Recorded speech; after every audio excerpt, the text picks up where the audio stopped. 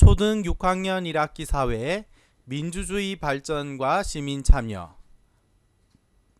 두 가지의 내용을 읽어볼까요? 첫 번째 가지는 4.19 혁명, 두 번째 가지와 세 번째 가지는 5.18 민주화 운동, 네 번째 가지는 6월 민주항쟁, 다섯 번째 가지는 6월 민주항쟁 이후의 민주화 과정, 마지막으로 여섯 번째 가지는 오늘날 시민들이 사회 공동의 문제에 참여하는 모습이라고 쓰여 있네요. 이번 노트에서는 우리나라 민주주의가 어떤 과정을 거쳐서 발전해 왔고 오늘날 시민들이 사회 공동의 문제에 참여하는 다양한 방식까지 알아보겠습니다. 그럼 첫 번째 주 과지로 가서 4.19 혁명의 배경과 전개 과정 그리고 그 결과와 의의를 공부해 볼까요? 먼저 4.19 혁명이 일어난 배경입니다. 우리나라 첫 번째 대통령인 이승만은 대통령을 계속해서 하기 위해 헌법을 고치고 또 독재 정치를 이어나갔습니다. 이승만 정부의 부정부패로 국민의 생활은 점점 어려워졌죠. 그런 이승만 정부가 1960년 3월 15일에 치른 정부통령 선거에서 부정을 저질렀습니다. 다음은 전개 과정입니다. 3.15 부정선거 전에 대구에서 이승만 정부의 독재 정치와 부정부패에 대항하는 학생 시위가 일어났어요. 뒤이어 마산에서 3.15 부정선거를 비판하는 시위가 일어났는데 경찰이 폭력으로 진압하는 바람에 많은 사람들이 죽거나 다쳤습니다. 그해 4월 19일 많은 분노한 학생들이 시위를 벌였고 대학 교수들도 학생들을 지지하며 시위에 참여했습니다. 이승만은 계속 시위를 무력으로 진압했고 많은 시민과 학생들이 죽거나 다쳤습니다. 이 사건이 바로 4.19 혁명입니다. 4.19 혁명으로 인해 대통령이 물러나고 3.15 부정선거는 무효화되어 재선거를 치르게 됩니다. 마지막으로 4.19 혁명의 의의입니다. 4.19 혁명을 겪으면서 민주주의에 대한 국민의 관심이 높아지고 우리 국민들은 민주적인 절차와 과정을 무시한 정권은 국민 스스로 바로잡아야 한다는 교훈을 얻었습니다. 두 번째 주과지에서는 5.18 민주화 운동이 일어나기까지의 과정을 알아보겠습니다. 하위 가지가 두 개 있죠. 첫 번째 가지의 제목은 5.16 군사정변과 박정희입니다. 4.19 혁명 후 새 정부가 들어선 지 1년이 되지 않아 박정희가 이끄는 군인들이 1961년 5.16 군사정변을 일으켜 정권을 잡습니다. 이후 박정희는 대통령으로 선출되고 헌법을 바꿔 3번 연이어 대통령이 됩니다. 그러다 1972년 유신 헌법을 선포하여 대통령을 할 수 있는 횟수 제한을 없애고 대통령 선출을 직선제에서 간선제로 바꾸어 버립니다. 많은 국민이 유신 헌법을 반대했지만 박정희는 이를 무시하고 계속해서 독재 정치를 펼칩니다. 하지만 민주주의를 향한 국민의 노력은 멈추질 못했죠.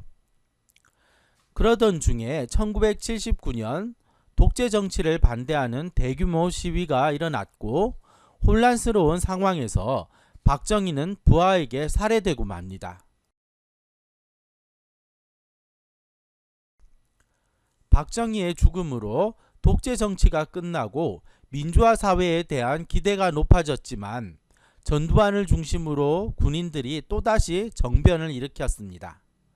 시민들은 국민의 권리를 제한했던 유신 헌법을 고치고 새 정부를 세울 것을 요구하며 전국에서 시위를 벌였지만 군인들은 국민들의 요구를 무시하고 탄압했습니다. 다음은 세 번째 가지로 옮겨서 5.18 민주화 운동의 발생, 전개 과정과 의의를 알아보겠습니다. 전라남도 광주에서 대규모 민주화 시위가 일어나자 전두환은 광주에 계엄군을 보내 시위를 진압하도록 합니다.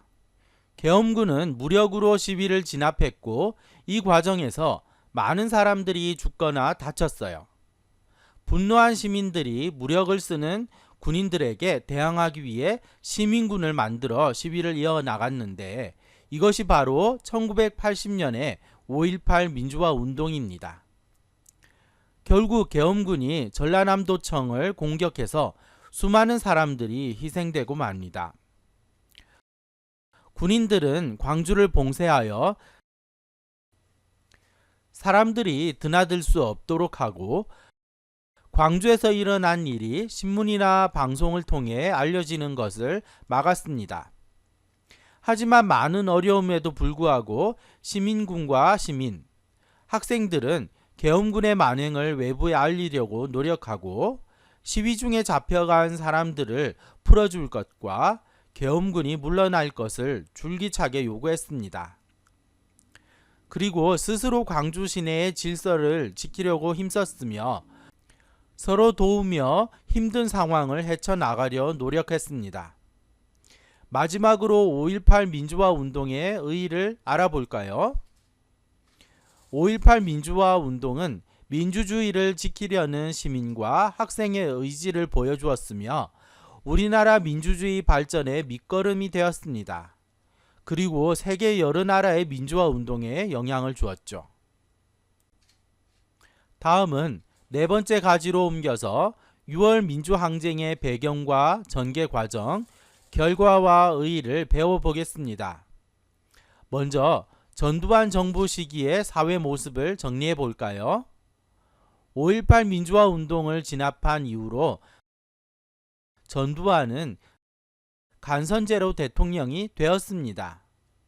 그리고 신문과 방송을 통제하여 국민들의 알 권리를 막았으며 민주주의를 요구하는 사람들을 탄압했습니다.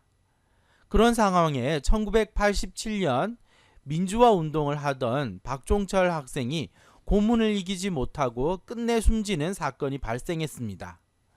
정부가 이 사실을 숨기려 했지만 외부로 알려졌고 시민들은 고문을 금지할 것과 책임자를 처벌할 것을 요구했습니다. 다음은 6월 민주항쟁의 전개 과정입니다. 민주화를 위해 대통령 직선제로 헌법을 바꿔야 한다는 국민의 요구를 전두환 정부가 받아들이지 않자 직선제를 요구하는 시위가 더욱 거세게 일어났고 이 과정에 이한열 학생이 체류탄에 맞아 사망하는 사건이 발생하고 맙니다. 이에 1987년 6월 독재에 반대하고 대통령 직선제를 요구하는 시민들과 학생들의 시위가 거세게 일어났고 이를 6월 민주항쟁이라고 합니다. 마지막으로 6월 민주항쟁의 결과와 의의를 알아볼까요? 국민들의 거센 민주화 요구에 당시 여당 대표인 노태우가 6.29 민주화 선언을 발표하여 대통령 직선제와 언론 자유, 지방자치, 지역감정 없애기 등의 민주화 요구를 받아들입니다.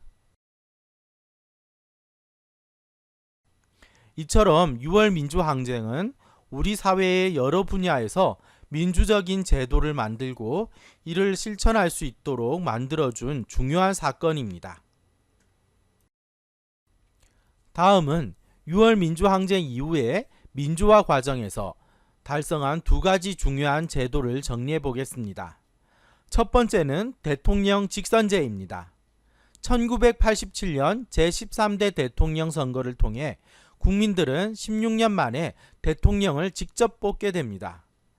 대통령 직선제를 통해 독재를 막고 국민의 뜻을 존중하는 대통령을 뽑을 수 있게 됐죠. 두 번째는 지방자치제입니다.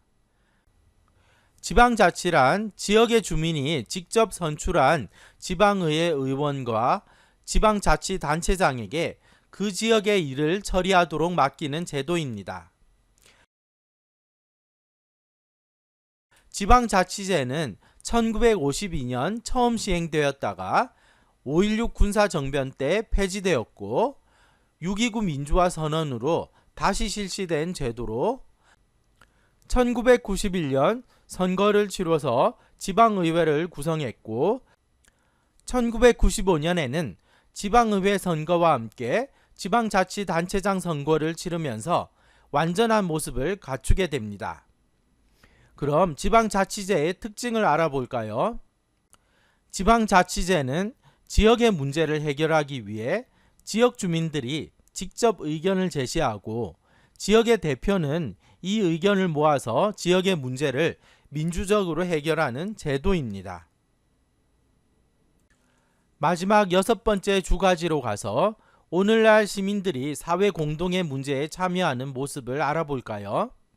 민주화가 이루어지지 못한 6월 민주항쟁 이전에는 주로 무력이 오가는 대규모 집회를 통해 사회 공동의 문제를 해결할 수밖에 없었습니다. 하지만 시위 과정에서 많은 사람들이 다치거나 죽었죠.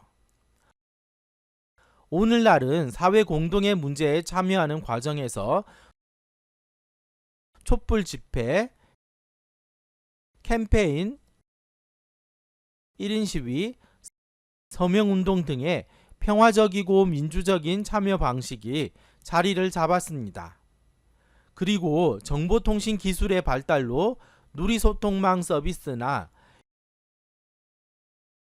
인터넷을 활용할 수도 있고 선거나 투표에 참여하거나 공청회에 참여하거나 정당이나 시민단체에 가입하는 방법 등 다양한 참여 방법을 활용할 수 있게 되면서 많은 사람들이 민주적이고 평화로운 방법으로 사회 공동의 문제를 해결하는 과정에 참여할 수 있게 되었습니다. 이것으로 민주주의 발전과 시민 참여 노트를 모두 마쳤습니다. 이번 시간은 4.19 혁명, 5.18 민주화 운동, 6월 민주항쟁 등 우리나라 민주주의 발전 과정에 있었던 굵직한 사건을 배우고 그 속에서 시민들이 어떤 희생과 노력을 했는지 알아봤습니다. 그리고 마지막 가지에서 오늘날 사회 공동의 문제를 해결하기 위해 참여할 수 있는 다양한 방법까지 살펴봤습니다.